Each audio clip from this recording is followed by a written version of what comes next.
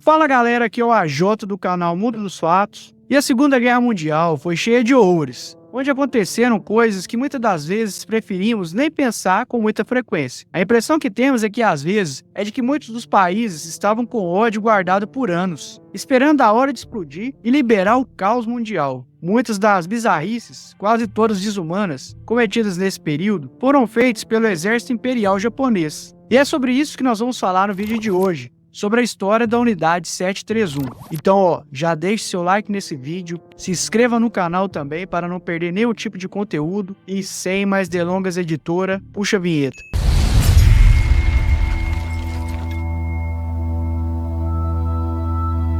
A história da unidade. Em um episódio da Segunda Guerra Mundial, que chamamos de a Guerra do Pacífico, o Japão deferiu vários ataques à China. As consequências foram gigantescas, desde uma guerra civil no Japão até milhares de pessoas morrendo de fome nas ruas. Mas nenhum desses ataques foi mais brutal do que a criação da Unidade 731. No princípio, ela pareceu inocente, sendo apenas mais uma agência de pesquisas de saúde pública. Mas, posteriormente, a criação do governo japonês se revelou uma unidade para estudar pragas, venenos, doenças, funcionamento disso no corpo humano. Ela se tornou uma fábrica de estudo e criação de armas químicas e também biológicas. Se aquilo descoberto lá dentro tivesse sido aplicado na época, teria sido capaz de destruir toda a população do mundo várias vezes. Mas o pior de tudo é que a Unidade 731 é lembrada porque tudo lá dentro era feito com testes em pessoas, mas especificamente em prisioneiros chineses. Eles tinham permissão para fazer testes em humanos, mesmo que fossem fatais. Cerca de 10 mil pessoas morreram na Unidade 731. E é sobre alguns desses testes que nós vamos falar a partir de agora.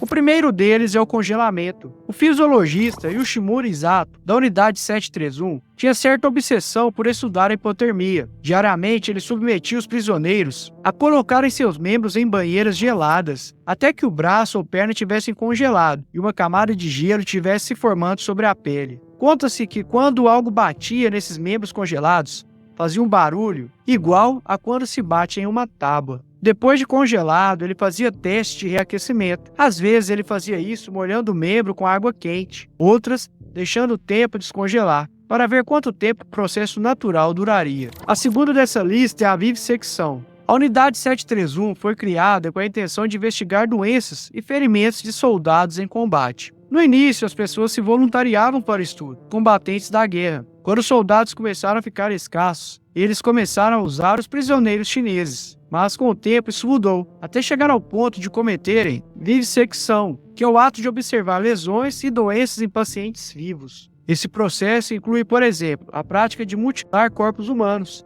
sem anestesia, para estudar as operações dos sistemas vivos. Os órgãos eram removidos para exame antes de seus donos morrerem, a fim de se estudarem os efeitos da doença, sem a doença e a decomposição que ocorre após a morte. O terceiro dessa lista são testes de arma. O exército imperial japonês fazia testes com armas, e adivinhe quem? Isso mesmo, nos prisioneiros. Rifles de ação rápida, metralhadoras, granadas, todas essas armas eram testadas nos prisioneiros. Espadas e facas também foram estudadas dessa maneira. Lança-chamas eram testados na pele viva dos prisioneiros. Objetos pesados foram jogados em presos para estudar ferimentos por esmagamento. Sujeitos foram trancados e privados de comida e água para saber quanto tempo os humanos poderiam sobreviver sem eles. O quarto e último dessa lista que nós vamos falar aqui são os germes. Para testar armas químicas e biológicas, eles infectaram várias pessoas com inúmeras doenças. Peste bubônica e pneumonia eram distribuídos entre as pessoas. Para reproduzir as doenças mais letais possíveis,